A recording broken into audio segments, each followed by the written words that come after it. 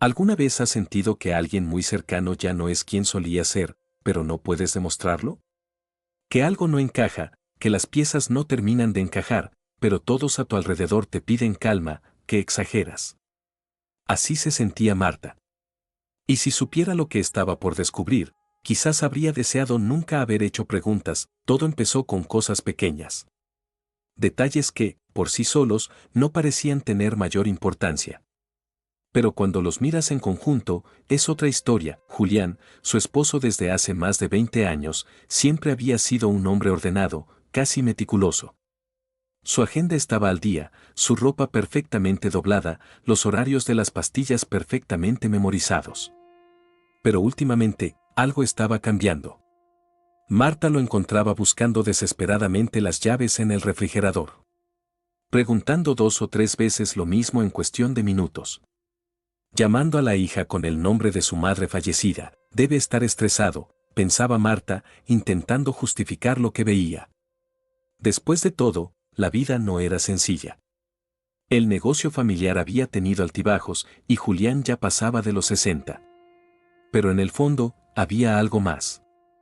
Algo que le erizaba la piel. Lucía, su hija, fue la primera en decirlo en voz alta: mamá, ¿y si papá tiene algo neurológico? Marta se quedó helada. No quería ni imaginarlo. Pero Lucía no hablaba a la ligera. Estaba estudiando medicina y había comenzado a notar patrones. Olvidos específicos. Cambios de humor. Episodios de desorientación. Una noche, Julián intentó salir de casa diciendo que iba al club, cuando el club había cerrado hacía años.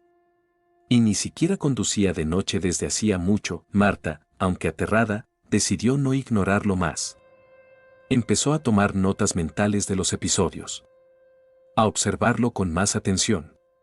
Julián se mostraba torpe, lento, como si cada vez entendiera menos las conversaciones.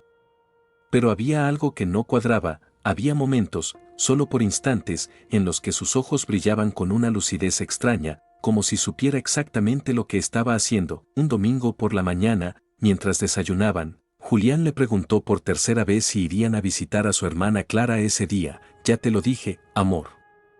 Ella está de viaje, respondió Marta, cansada, con una sonrisa forzada. Lucía levantó la vista de su taza y miró a su padre, luego a su madre.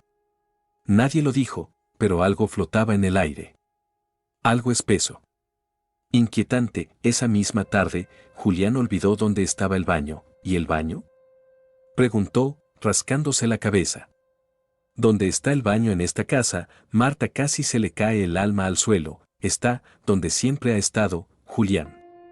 ¿Estás bien? Ah, sí, perdón, estoy cansado. La casa se fue llenando de silencios pesados. De miradas cruzadas. Marta dormía mal. Lucía no dejaba de leer artículos médicos. Y Julián, cada día, parecía apagarse más. Una noche, Marta escuchó ruidos en la cocina. Al bajar, vio a Julián abriendo la heladera y murmurando frases sin sentido. El tren, hay que empacar. Marta no puede ver esto. ¿Qué dijiste, Julián, No, nada, no sé qué hago aquí, esto es un sueño. La piel de Marta se erizó. Lucía bajó tras ella, encendió la luz y observó detenidamente a su padre. Él los miraba como un niño asustado. Pero en su rostro, algo no estaba bien. Algo no encajaba. ¿Era miedo real? ¿Era confusión auténtica? A la mañana siguiente, Marta intentó hablar con él con calma. Amor, creo que deberíamos ir al médico. Solo para estar seguros. Podría ser estrés, ansiedad, pero sería bueno chequear. Julián se mostró evasivo. Dijo que era innecesario, que solo estaba agotado. Que ella lo estaba agobiando. Pero finalmente, entre susurros y promesas, accedió: si así te quedas tranquila, vamos. Pero te advierto, no tengo nada. Lucía, desde el pasillo, escuchó esa frase. Y algo dentro de ella se activó. Los días siguientes fueron extraños. Julián parecía más ausente que nunca. Marta se sentía en una especie de neblina emocional. El hombre con quien había compartido la vida entera ahora era un enigma. Una sombra de sí mismo. Pero algo no la dejaba en paz. esa chispa intermitente en sus ojos. Esa sonrisa que aparecía cuando pensaba que nadie lo veía, y entonces, lo más perturbador, un día, mientras Marta ordenaba el escritorio de Julián, encontró una nota escrita con su letra: no olvides actuar si Lucía está cerca. Despista si te pregunta por Clara. Marta se quedó inmóvil. El corazón se le salió del pecho. ¿Actuar? ¿Despistar? ¿Qué significaba eso? Subió corriendo a buscar a Lucía. Le mostró la nota. Y las dos se quedaron en silencio. Algo estaba muy mal. Y ninguna estaba lista para lo que vendría después, pero ya no había vuelta atrás. El misterio se había instalado en esa casa. Y lo que parecía una enfermedad, podría ser algo mucho más oscuro. ¿Y si todo era una farsa? Las paredes del consultorio eran de un blanco aséptico, casi frío. Marta se sentía fuera de lugar entre diplomas enmarcados y revistas médicas. Julián, sentado a su lado, parecía distraído, hojeando un folleto como si nada pasara. Pero por dentro, Marta hervía de ansiedad. Lucía no los había acompañado. Se quedó en casa, diciendo que no quería presionar a su padre, pero en realidad había sido una decisión calculada, dejar a Marta observar por sí sola sin distracciones.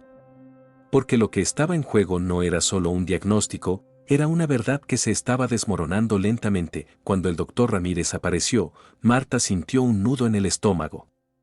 Era un hombre sereno, de hablar pausado, pero con una mirada inquisitiva, como si viera más de lo que decía. Bueno, señor Julián, comenzó con calma, Marta me ha comentado algunos comportamientos que la tienen preocupada.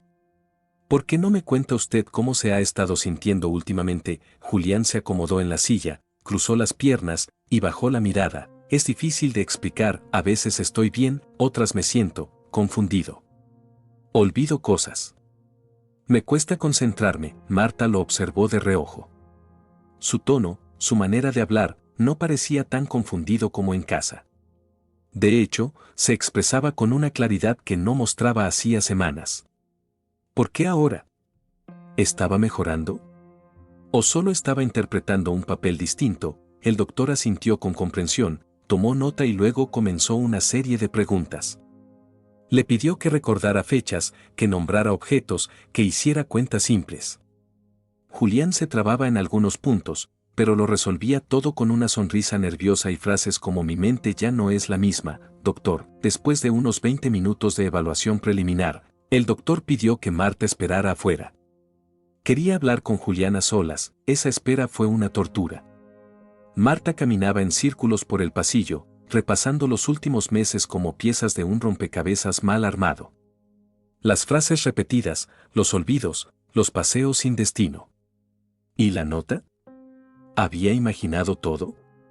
Estaba ella perdiendo el juicio. Cuando finalmente la llamaron para volver a entrar, Julián ya estaba levantado, con el abrigo en la mano. El doctor dice que todo está bien, dijo con una sonrisa tensa. Que puede ser estrés o algo pasajero. Marta lo miró, luego giró hacia el doctor Ramírez, que se mantenía sereno, pero no compartía esa sonrisa. En realidad, aún es muy pronto para decir todo está bien, aclaró el médico con tono firme. Lo que puedo decir es que hay indicios preocupantes. Algunos resultados me hacen pensar en una posible condición neurodegenerativa. Podría tratarse de un inicio de Alzheimer, pero es pronto. Vamos a necesitar más pruebas. El suelo se desvaneció bajo los pies de Marta. Alzheimer, no lo aseguro aún, matizó Ramírez, pero es una posibilidad. Necesitamos estudios más detallados, resonancia, pruebas de memoria, neuroimagen. Julián bajó la vista. Marta lo miraba con el corazón roto. En su mente, todo se mezclaba, el hombre que amaba, la enfermedad que lo devoraba, y esa maldita nota escrita a mano. Esa noche, de regreso en casa, Marta no dijo mucho. Cocinó en automático, moviéndose como un fantasma. Julián pareció más retraído que nunca, casi ensimismado. Lucía notó la tensión apenas los vio entrar. ¿Qué dijo el médico?, preguntó, conteniendo la respiración. Marta se sentó en el sillón, y por fin dejó que las lágrimas le nublaran los ojos. Podría ser Alzheimer, Lucía, es lo que temíamos. Lucía se acercó y la abrazó. Pero no dijo nada. Porque en su cabeza, algo no cuadraba. Ella también lo había notado, la forma en que Julián hablaba con el doctor, su expresión en el consultorio, su manera de responder. Muy diferente a cómo actuaba en casa, ¿y si está fingiendo? Se atrevió a preguntar en voz baja. No digas eso, susurró Marta, casi como un reflejo de negación. No puede ser, pero no había certeza en su voz. Solo miedo. Miedo a enfrentar una verdad más cruel que cualquier enfermedad. Esa madrugada, mientras todos dormían, Marta se levantó a buscar agua. En el pasillo, oyó un leve murmullo. Provenía del despacho. Julián hablaba solo.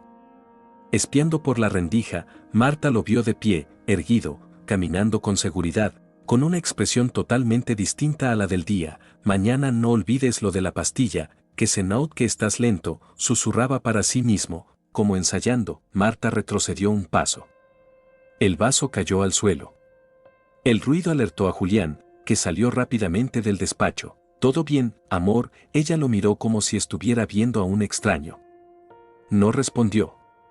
Apenas asintió con la cabeza y se encerró en el baño, temblando, no sabía qué pensar. ¿Estaba volviéndose paranoica? Podía ser que su marido estuviera fingiendo, toda una enfermedad. El corazón le latía con fuerza. La duda, ahora, era una llama encendida. Y la intuición, esa intuición que nunca falla, le decía que estaba a punto de descubrir algo mucho peor que un diagnóstico devastador. El silencio en casa se volvió un personaje más. Estaba en cada rincón, en cada mirada, en cada palabra no dicha.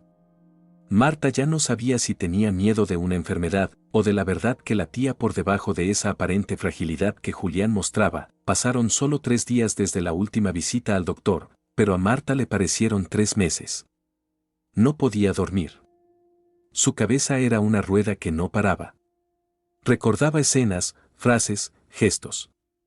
Todo parecía sospechoso ahora. Todo, y mientras tanto, Julián actuaba, sí, actuaba. Esa era la palabra. Se movía por la casa como un anciano confundido.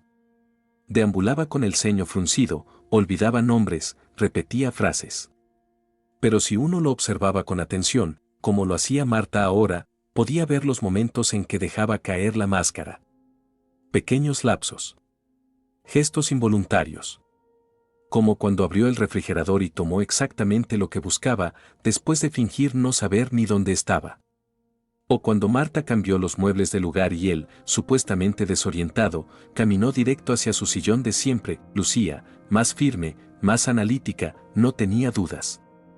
Una tarde, frente a una taza de té, lo dijo con frialdad: está fingiendo, mamá. No sé por qué, pero lo está haciendo. Marta no pudo responder.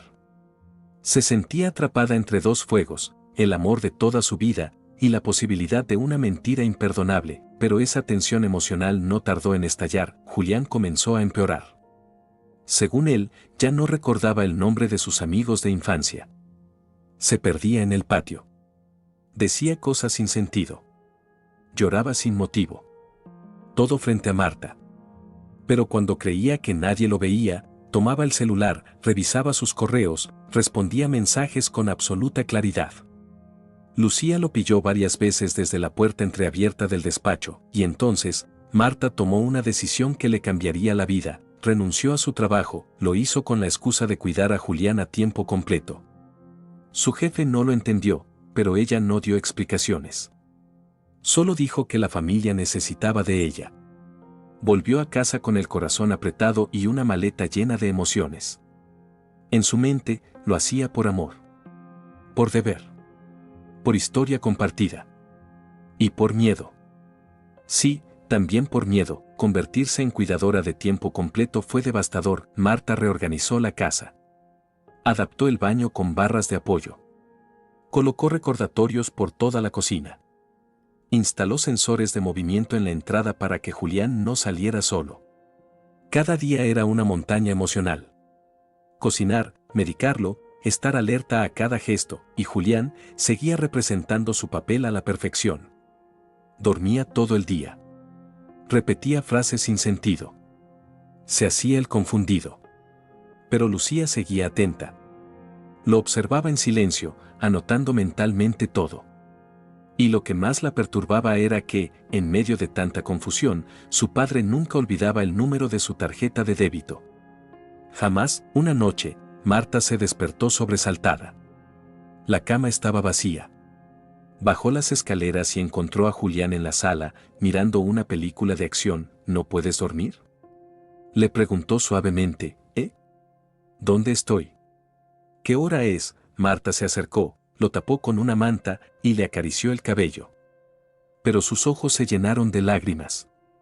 Porque justo antes de que él fingiera esa confusión, lo había visto concentrado, con la mirada fija en la pantalla, reaccionando perfectamente a cada escena. Al día siguiente, mientras él dormía en su siesta prolongada, Marta entró a su celular. No sabía bien qué buscaba. No tenía contraseña. Eso fue raro. Julián siempre protegía su información. Pero ahora estaba desbloqueado. Como si quisiera que lo vieran, revisó mensajes. Casi todo estaba borrado. Casi, pero en una conversación con un número sin nombre, encontró una frase que la dejó helada: no aguanto más a Marta. Esto no puede durar mucho. Sintió que el aire se le escapaba. Tuvo que sentarse, aún así, algo dentro de ella se resistía. Quería una explicación lógica. Quería creer que se trataba de frustración. Que estaba deprimido. Que no sabía lo que decía, pero Lucía no se detuvo. Una tarde, mientras Marta se duchaba, la joven entró al cuarto de sus padres. Escarbó en los cajones del armario. Buscaba respuestas. Cualquier cosa. Y las encontró. En un compartimiento oculto, detrás de un montón de camisas viejas, había un sobre. Dentro, recibos de hotel, extractos bancarios y una fotografía borrosa de Julián abrazando a una mujer mucho más joven. Un restaurante, una copa de vino, una sonrisa que no se veía en casa desde hacía años. Lucía se congeló. No sabía si llorar o gritar. Guardó todo con rapidez y se encerró en su cuarto. Esa noche no cenó. No durmió.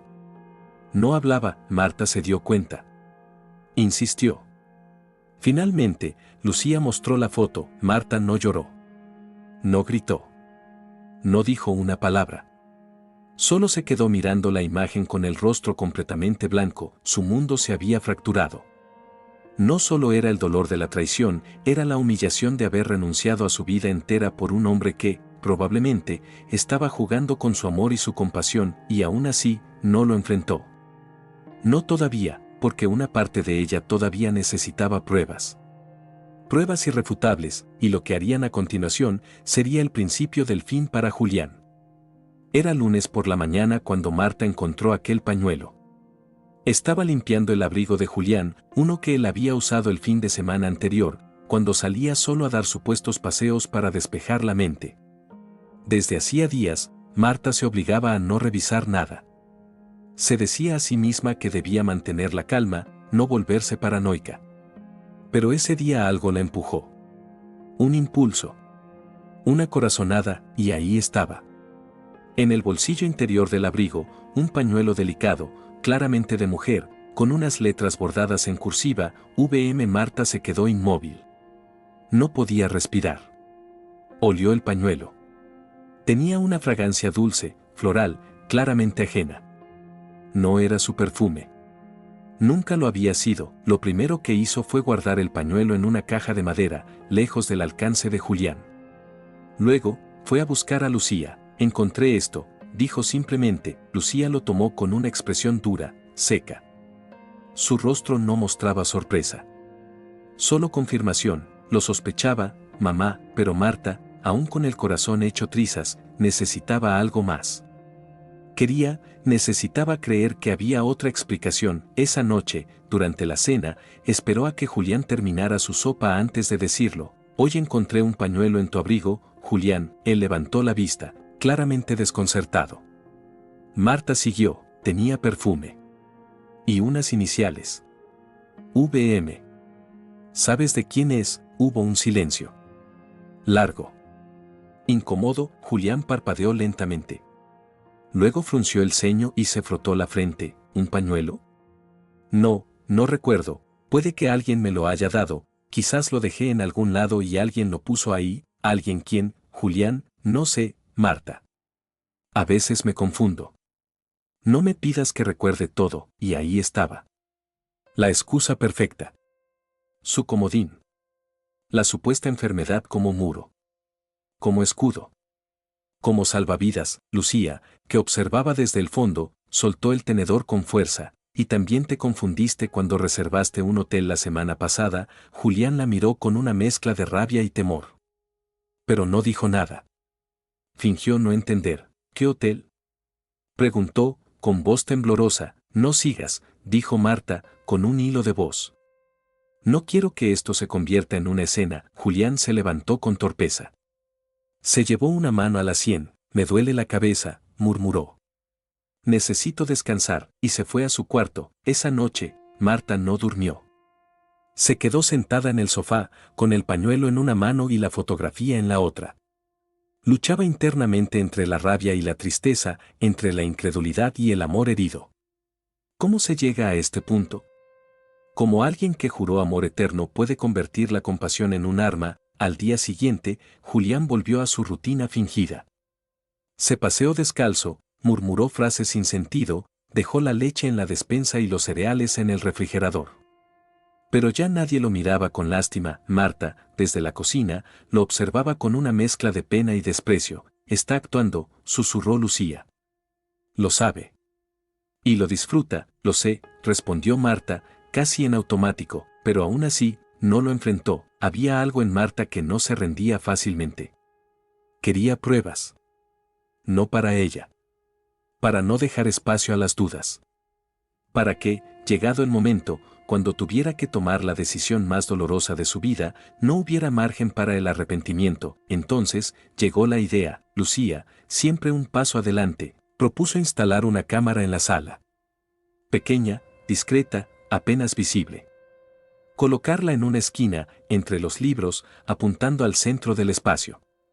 Marta dudó al principio. No le gustaba espiar, invadir. Pero ya no era tiempo de delicadezas. Ya no, lo hago por mí. Por mi paz, dijo, convencida, así lo hicieron. En silencio, sin hablar demasiado. Esa noche, mientras Julián dormía, colocaron la cámara, la conectaron a la nube y configuraron alertas de movimiento. Parecía una película. Pero era su vida. Los días siguientes fueron una mezcla de ansiedad y expectativa. Durante el día, Julián seguía su rutina absurda. Se perdía en el jardín. Llamaba a Lucía por el nombre del gato. Decía cosas como ¿dónde está mi esposa?, con Marta a 2 pasos de distancia. Pero cada vez que se quedaba solo, el cambio era brutal. Se enderezaba. Caminaba con firmeza. Tomaba su celular, enviaba mensajes. Hablaba con alguien por videollamada. Reía. Hacía estiramientos. Hasta cocinaba un par de veces. La farsa era evidente. Y dolorosa. Una tarde, mientras revisaban la grabación del día anterior, Marta soltó el mouse y se llevó las manos al rostro. ¿Qué hice para merecer esto? Lucía la abrazó. No dijo nada. No hacía falta. El siguiente paso sería más difícil. Más amargo. Pero necesario, porque una cosa era saberlo. Y otra, verlo con tus propios ojos, y lo que estaban a punto de descubrir, cambiaría para siempre el curso de sus vidas. El dispositivo que lo cambiaría todo estaba oculto entre 2 tomos viejos de enciclopedias en un estante alto del salón.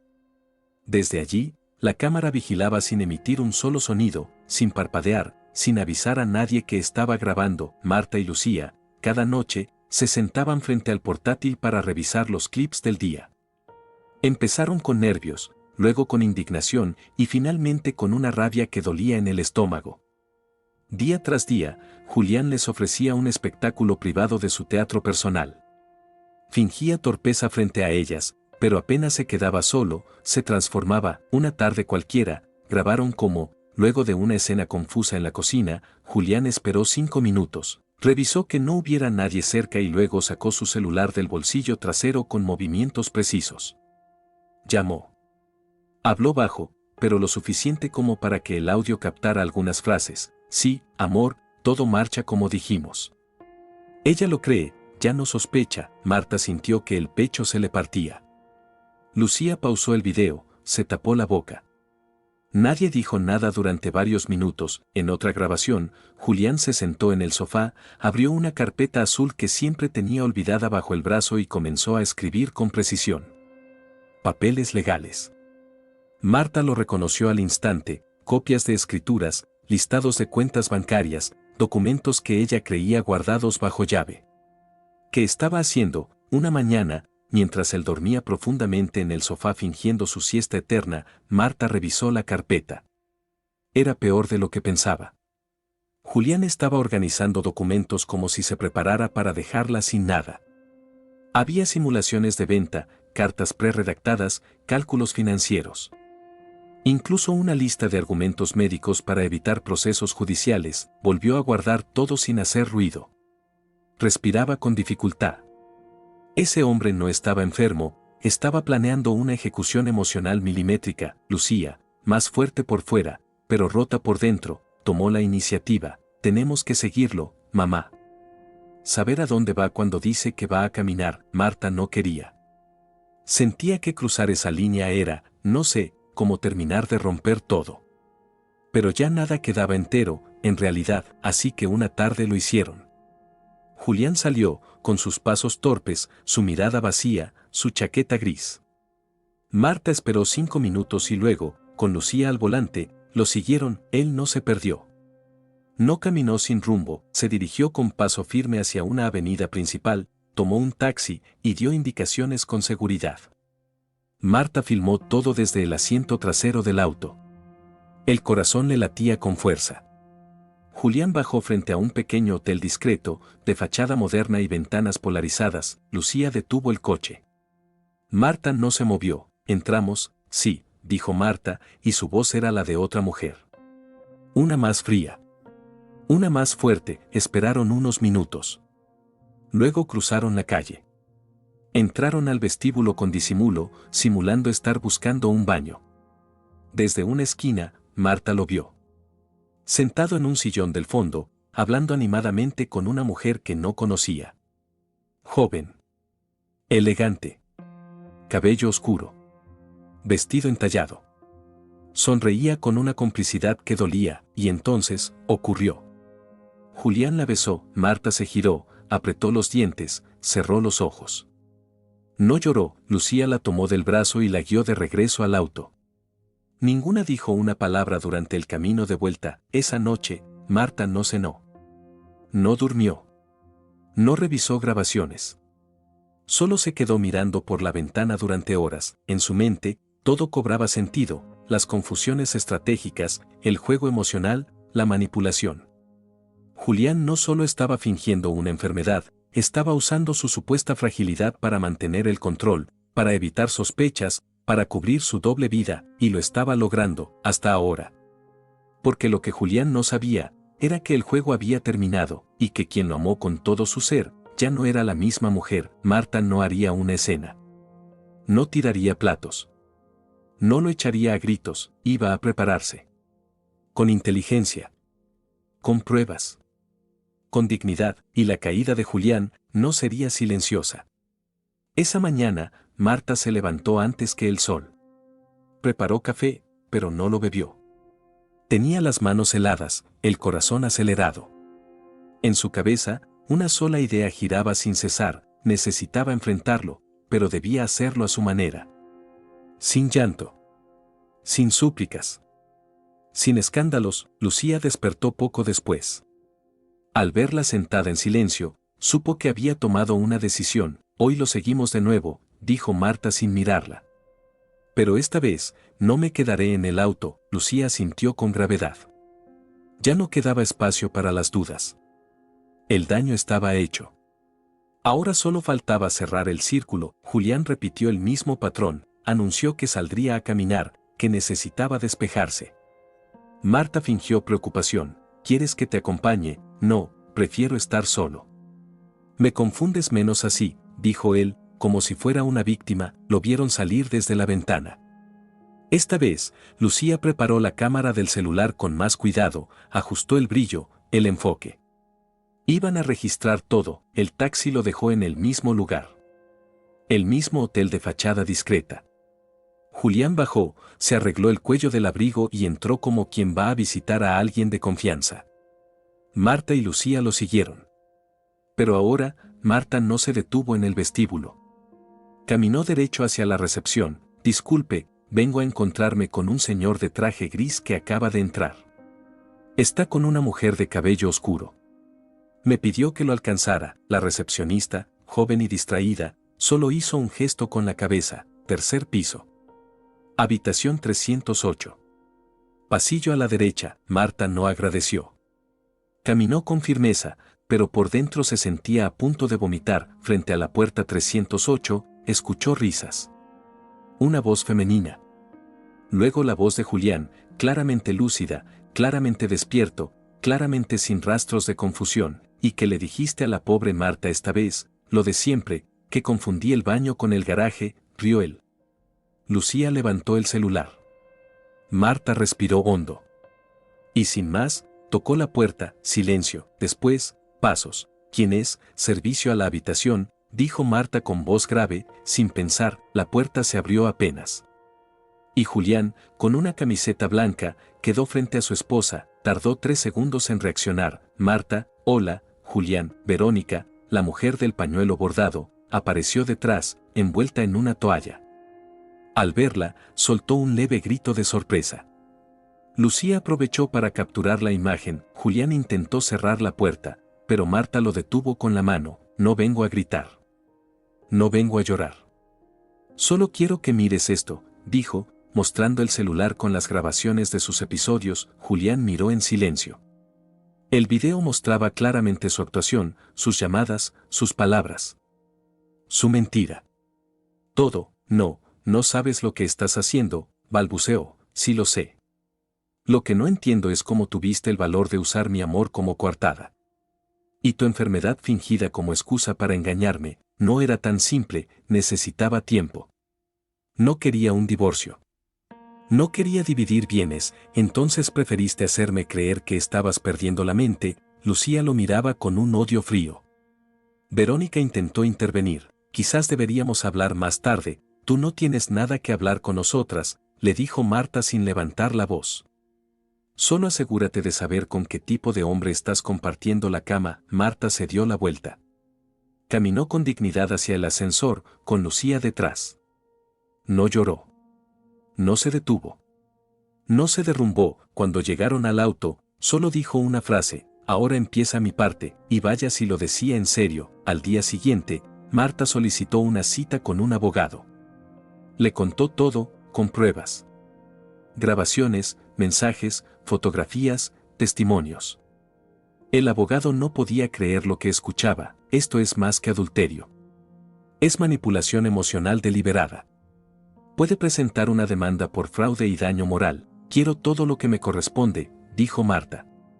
Y quiero que se sepa lo que hizo. Lucía la acompañó en todo.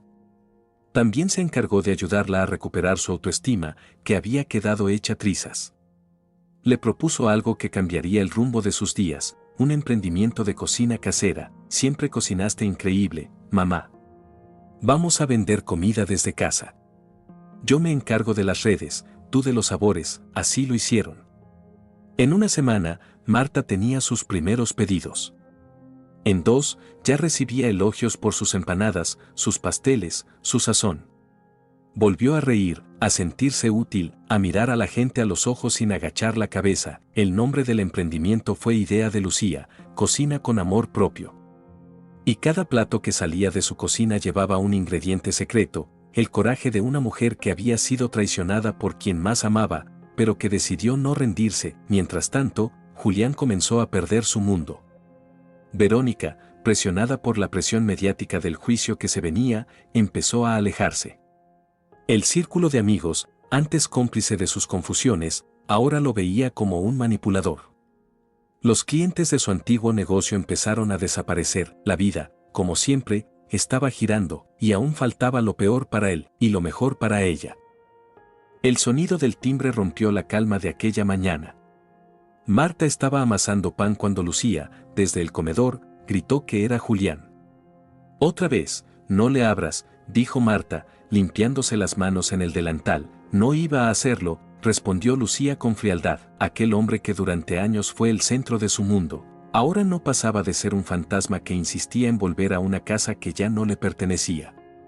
Las visitas se habían vuelto frecuentes desde que recibió la notificación de la demanda.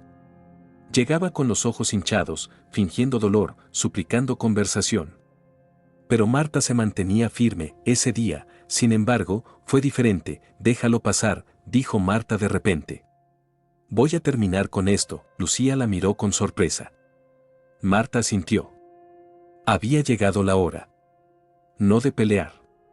De mirar a la cara al hombre que la destruyó y decirle lo que nadie más se había atrevido a decirle jamás. Julián entró despacio.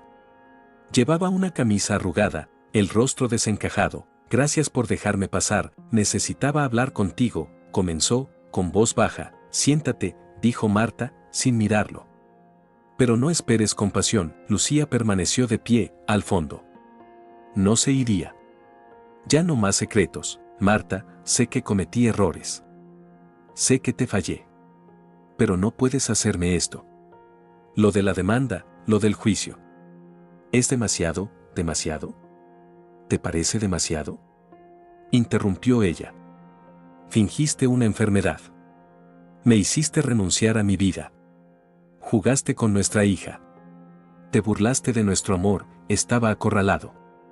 No sabía cómo salir de la relación sin perder todo por lo que trabajé. Entonces pensaste que fingiendo Alzheimer lograrías que me rindiera, no quería herirte, me destruiste. Gritó Marta, con una voz que la sacudió por dentro. Julián tragó saliva. Intentó acercarse. Lucía se interpuso. No des un paso más, le dijo. Ya te mostraste tal como eres, Lucía, yo sigo siendo tu padre, no. Tú eras mi padre. El hombre que vi en esa cámara no es nadie que yo respete. Marta respiró hondo. Había llegado la hora de quitarse todo lo que aún quedaba en el pecho. Julián, te amé como pocas personas aman. Aguanté cosas que no debía aguantar. Perdí amigos, oportunidades, años. Todo por ti. Y tú me cambiaste por una aventura. Me hiciste creer que tu mente se apagaba cuando en realidad era tu alma la que ya estaba podrida. No lo digas así, por favor, suplicó él. ¿Y cómo debería decirlo? ¿Quieres que edulcore la verdad para que no te duela? No, Julián. Te toca sentir lo que hiciste. Y no por venganza, sino por justicia. ¿Y qué quieres que haga? Desaparecer, eso sería un buen comienzo. Lucía se cruzó de brazos. Julián miró a su hija. Buscó compasión. No la encontró. Te juro que Verónica no era lo que parecía. No me importa, lo interrumpió Marta. Ella puede quedarse con lo que queda de ti. Que disfrute la culpa, el vacío, la decadencia. Yo ya no estoy para recoger las obras de nadie. Se hizo un silencio pesado. Julián parecía derrotado. Por primera vez, sin excusas, Marta, no tengo a dónde ir. Eso tampoco es mi problema. Julián se puso de pie lentamente. Su expresión era de alguien que había perdido más que una casa. Había perdido su máscara. Su estrategia.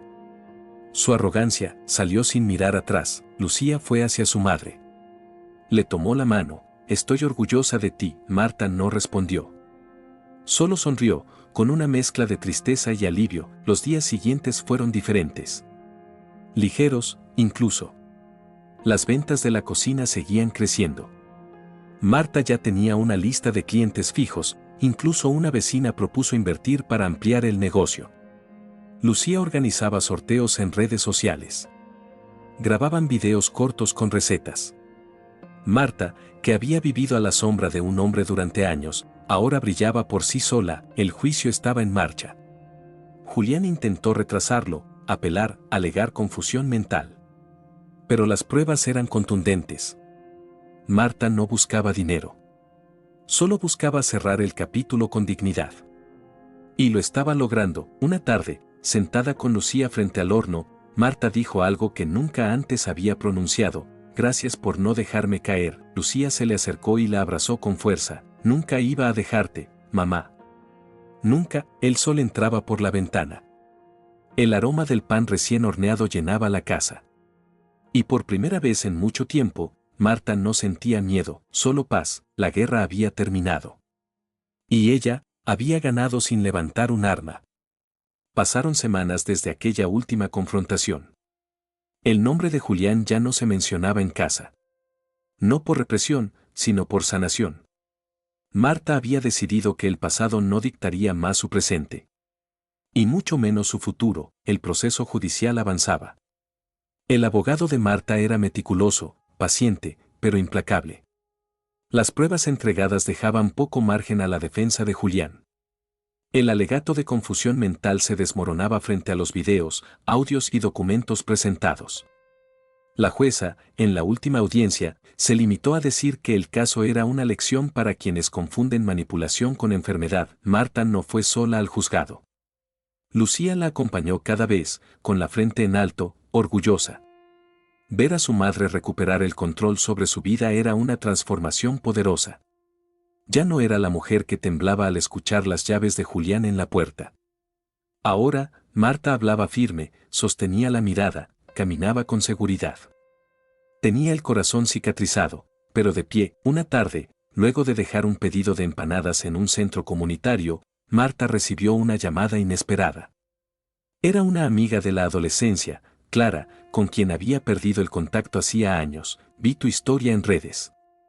Una conocida compartió un video de tu negocio. No podía creerlo. ¿Te acordás de mí? Marta sonrió.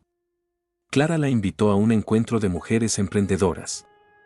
Allí, Marta conoció otras historias como la suya. Mujeres que habían salido de relaciones destructivas. Algunas huyeron con lo opuesto. Otras, como ella, despertaron después de años de entrega ciega. Deberías contar tu historia, le dijeron. Ayudaría a muchas. Marta dudó al principio. ¿Exponer todo eso en público? Volver a remover el dolor, pero luego, pensó en cuántas mujeres habían pasado por lo mismo. Que aún vivían bajo manipulaciones disfrazadas de amor. Y dijo que sí. La primera charla fue en un salón pequeño, con una docena de mujeres. Marta habló sin papeles. Desde el corazón. Narró cómo dejó su trabajo, cómo fue testigo de una mentira construida con astucia, cómo se sintió culpable, rota y finalmente, libre. Contó sobre la cámara, la amante, la doble vida. Pero también habló de Lucía, del negocio, del pan horneado con fuerza interior. Hubo lágrimas. Hubo abrazos. Y hubo un aplauso que no olvidaría jamás. Volvió a casa distinta. ¿Cómo fue? Preguntó Lucía, ansiosa. ¿Cómo darme un nuevo propósito? Respondió Marta. Si todo este infierno sirvió para ayudar a alguien, entonces no fue en vano. A partir de ahí, empezó a recibir invitaciones para contar su experiencia. En radios, cafés, iglesias. Se convirtió, sin planearlo, en un faro para otras. No como víctima, sino como sobreviviente. Como mujer reconstruida. Mientras tanto, el negocio prosperaba. Cocina con amor propio se volvió una marca querida. Marta recibió una propuesta para distribuir sus productos en cafeterías. Lucía creó una página web. Empezaron a dar pequeños talleres de cocina. Incluso vendieron los primeros delantales con frases bordadas como, me saqué el delantal, me puse las alas. Un día, al abrir el correo, Marta encontró una carta sin remitente. La letra era de Julián, no era una disculpa. Era una súplica. Decía que Verónica lo había dejado apenas comenzó a ver que su imagen pública se deterioraba. Que vendió su auto. Que algunos amigos le dieron la espalda. Que se sentía solo. Que soñaba con volver a la casa, aunque fuera para compartir el desayuno. Marta rompió la carta en silencio. No por rabia. Por claridad, porque entendió, finalmente, que la compasión mal dirigida se vuelve castigo. Y que el perdón no siempre es un reencuentro, a veces es solo dejar de cargar con lo que no es tuyo. Aquella tarde, Lucía le propuso algo más. ¿Y si haces un canal de videos cortos contando recetas y reflexiones? Podés cocinar mientras hablas de lo que aprendiste. ¿A quién le interesaría eso? A todas las que se parecen a vos, aunque todavía no lo sepan. Y así fue como nació Marta, en voz alta. Un canal sencillo, con tomas en la cocina, pan amasado entre frases sabias, palabras cálidas entre cucharones. Había algo especial en su manera de hablar, directa, sin adornos, pero profundamente humana. Sus primeros videos se volvieron virales entre mujeres de todas las edades. Comentarios como "me siento vista, gracias por darme valor, esta historia me salvó" comenzaron a llenar sus publicaciones. Lucía lloró al leer uno de ellos. Esto vale más que cualquier juicio ganado. Marta la abrazó. Y pensar que todo comenzó con una mentira. No, mamá. Comenzó cuando decidiste no callarte más. Marta sonrió. Porque entendió, por fin, que todo ese dolor tuvo un propósito. Que el amor propio no solo se recupera, se siembra, y cada palabra que compartía era una semilla más. Un año había pasado desde aquella última vez que vio a Julián cara a cara. Un año en que todo cambió. La casa ya no estaba en sombras, ni cargada de silencios incómodos. Ahora olía a pan recién horneado, a café por las mañanas, a vida. Marta no solo había reconstruido su rutina, había reconstruido su alma. Una tarde de otoño, mientras revisaba los pedidos del día en su pequeño negocio, recibió una llamada inesperada. Era una excompañera de colegio de Lucía. Marta atendió con la amabilidad de siempre, pensando que se trataba de una compra. Disculpa, Marta. No es por eso. No sé si lo sabías, pero Julián fue hospitalizado ayer. Parece que tuvo una caída fuerte. Está solo. Muy solo. Pensé que debías saberlo. Marta colgó en silencio. No dijo nada a Lucía. Guardó la información como quien guarda un objeto que ya no duele, pero tampoco se necesita. Esa noche no durmió del todo. No por tristeza, sino por algo parecido a nostalgia. El recuerdo de Julián ya no dolía como antes. Se había convertido en una especie de sombra lejana, como una casa antigua a la que uno ya no volvería jamás. Días después, se enteró por terceros que Verónica lo había abandonado sin más explicaciones. Al parecer, apenas comenzaron los problemas financieros y los comentarios sociales sobre el juicio, ella desapareció. Ni una nota. Nada. Se esfumó. Julián se quedó sin trabajo, sin casa, sin amigos verdaderos, sin pareja. Solo. A la intemperie de sus propias decisiones. Marta no celebró eso. No era ese tipo de mujer. Pero en el fondo, supo que la vida había hecho su parte. Porque, a veces, el castigo más grande no es la venganza, es enfrentar lo que uno mismo ha destruido. Lucía, al enterarse, le preguntó si pensaba visitarlo. No, dijo Marta. Ya hice todo lo que tenía que hacer, ni siquiera para verle la cara, ya la vi. Demasiadas veces. Ahora prefiero verme a mí, y eso fue lo que hizo. Ese mismo mes, Marta publicó su primer libro. Una mezcla entre recetas, anécdotas y reflexiones. Lo llamó Lo que aprendí entre ollas y mentiras. Fue un éxito inesperado. Mujeres de todo el país comenzaron a seguir sus redes, a invitarla a ferias, a contarle sus propias historias. Una tarde, recibió un correo de una joven llamada Elena. Me ibas a quitar la vida, decía la primera línea, pero tu video me la devolvió. Contaba que estaba en una relación destructiva, llena de manipulación, aislamiento y culpa. Y que el día que vio el testimonio de Marta, algo dentro de ella se encendió. Decidió hablar. Decidió pedir ayuda. Decidió irse. Marta leyó el mensaje con lágrimas en los ojos. Guardó una copia impresa en su cuaderno de recetas, porque eso era todo lo que necesitaba para saber que su dolor no había sido en vano. Los fines de semana, organizaba encuentros en su casa. Mujeres cocinando juntas, charlando, llorando, riendo. Marta ya no se presentaba como la mujer traicionada por su esposo enfermo. Ahora era la mujer que aprendió a vivir por sí misma. Una noche, en uno de esos encuentros, una señora mayor le preguntó, ¿lo perdonaste? Marta se quedó pensativa. Luego sonrió, no sé si la palabra sea perdón. Pero ya no me pertenece lo que él hizo. Y eso, ya es suficiente. La vida siguió. Con pan horneado, con recetas compartidas, con nuevos comienzos. Un sábado por la tarde, mientras organizaba los ingredientes para un taller, Lucía le pidió que grabaran un video diferente. Mamá, contá tu historia entera. Desde el principio. Como un documental. ¿Crees que la gente lo va a ver? Mamá, la gente no necesita solo recetas. Necesita verdad. Y vos tenés mucha. Lo grabaron esa misma noche.